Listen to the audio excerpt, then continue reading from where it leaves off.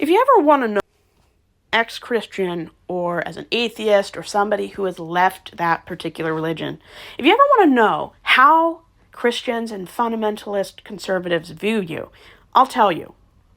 Christians teach its members that non-believers or ex-believers are inferior to people who believe in God. Have you ever heard about the Christian right of rule, the Christian right of privilege, or just religious privilege? My family denies that there is any such thing as white privilege and Christian privilege.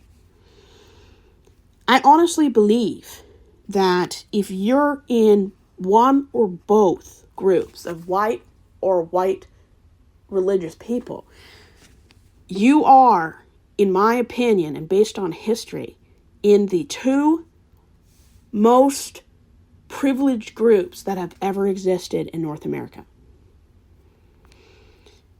Because our country was not built on Christianity, it was built on racism. But the laws were definitely made to benefit religious people and white people. It does not take a genius to figure out how religion treats people who have a difference of opinion. I made a video that there are churches that believe that you can believe in the same God they do. You can go to a different denomination.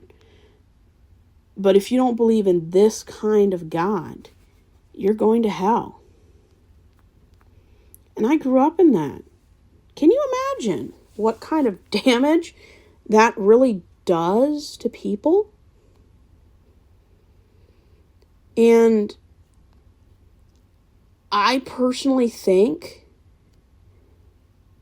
it is so common, people don't even see it. Religion sees one thing in its mind. How can we retain and gain more membership? That's the whole purpose. To get tax breaks and to control people. Now, does every church operate like that? Of course not. Not all lawyers and politicians are crooked. The majority of them are, though. The majority of them are. But that doesn't mean they all are bad. They just are a product of what group they're in. And the really, really sad part about religion is that if you're not the right kind of religion, believe in the right kind of God, view the Trinity in this way only, you have to believe that baptizing kids is wrong. Or if you don't believe in transubstantiation, you're doomed.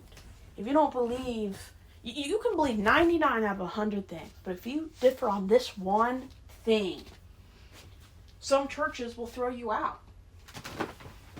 I'm not kidding. My parents were thrown out of 4 churches for believing that someone should be qualified to be a pastor. And by qualified, I mean somebody who actually has a seminary degree, is ordained, and has at least 1 year of experience. They got thrown out of 4 churches for having the bare minimum of expectations for a pastor. So yeah, churches do teach their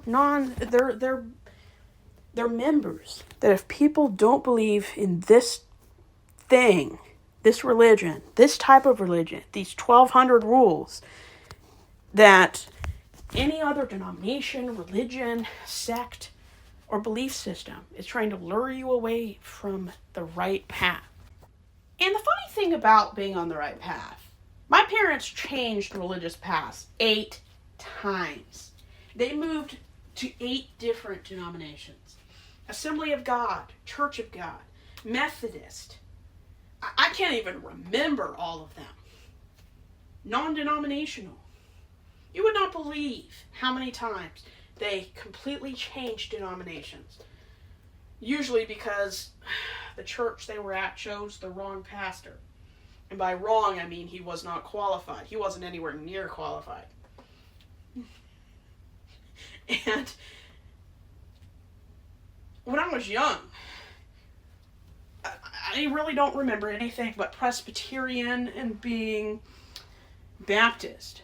But when I was about 19 to 24, my brother read books on Calvinism and convinced my mother to change denominations. And in my opinion, Calvinism is the darkest, most unloving form of Christianity. And its founder actually burned people at the stake for being Christian, just not his kind of Christian. And this was many centuries ago.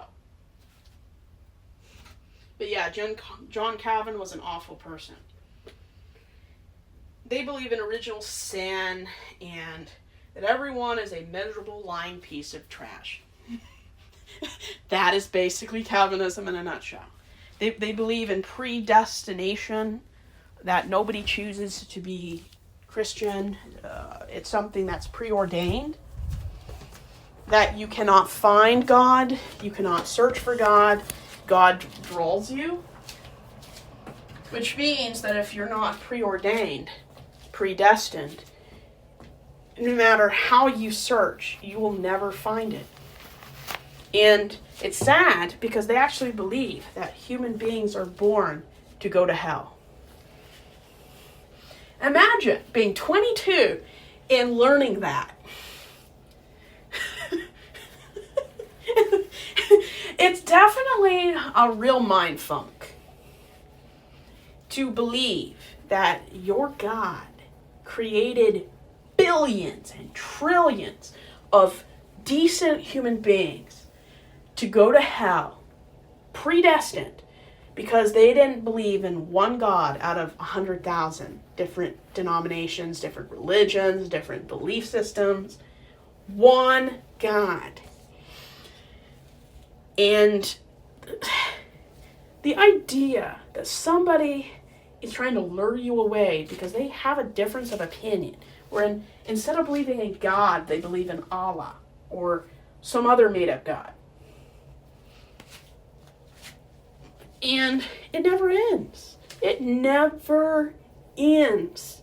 The idea that people are bad because they don't believe in one type of religion is utter insanity. But that is what fundamentalist Christianity is all about. It's about image, expectations, and how well you score. And yeah, they create their own addicts and provide their own cure. Even though you're not cured, because if they could actually offer a cure for a corn addiction, there would be nobody coming back and admitting they failed. And it's not really funny. I mean, people's lives, marriages, and families are destroyed with the idea that they have an addiction. And my family believes, even to this day, if you commit certain sins, you're not a Christian. So, let's say a pastor commits several felonies against children. The first thing that will come out of these people's mouths, he wasn't a real Christian. They don't even want to they don't even want to admit that this person could be a real Christian. If you do these kind of things, you're definitely not a Christian. That's what they say. They don't have to take accountability then. Because if this person isn't in our group, we're not responsible for creating this kind of person. And I honestly don't believe that a church creates a bad person. I think churches create an environment that makes a predator think they're okay. That this is a real safe place to commit felonies because we got a complacent pastor. The only thing these people are going to care about is that there's a fire or the donation box has dried up. Because they're not going to care if somebody needs to feed their kid. Because they already did that social experiment recently. Predators love church because the environment does everything it can to work in their favor.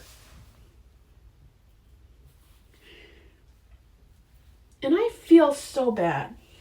I have so much compassion for women who grow up in these toxic, unhealthy dynamics. Because when you grow up from the cradle, or whenever you join religion, that you are responsible for every bad thing in the world, they don't realize that men just say that to escape accountability. Because if men were in charge, which they say they have a divine right to be in charge, if men really took responsibility for being in charge, they would realize that whatever bad is happening in the world, they're the group that permits it. Because if you're the group in charge, if your gender is 75% of the time in charge, if the world is collapsing, falling apart, and going to hell in a handbasket, then you are the group that's allowing it. And that's why I always say, religious men love to be in charge until they have to take accountability for being in charge. If men really wanted to be in charge, they wouldn't say that a woman lured and tempted me. If men really were natural-born leaders, they would take responsibility for everything they do. Because if you believe that God elected you to be in charge, anything bad you do would automatically be your fault because you believe you're in charge. I mean, 49% of the population, which are men, if you believe in the Bible, religion, or the patriarchy, you believe you should be in charge due to what's between your legs, your gender. So whatever happens, good or bad, unless it's, done to you, you're responsible for how you react to everything. So if a woman tries to tempt you, which I don't even believe can happen because we're all adults, and they react like women are trying to groom grown-ass men who are leaders in their own homes. Every man in church is a leader in his home, whether he's married or not. They act like women are trying to groom them. Women are not trying to groom them. Very few women will do that, even to minors.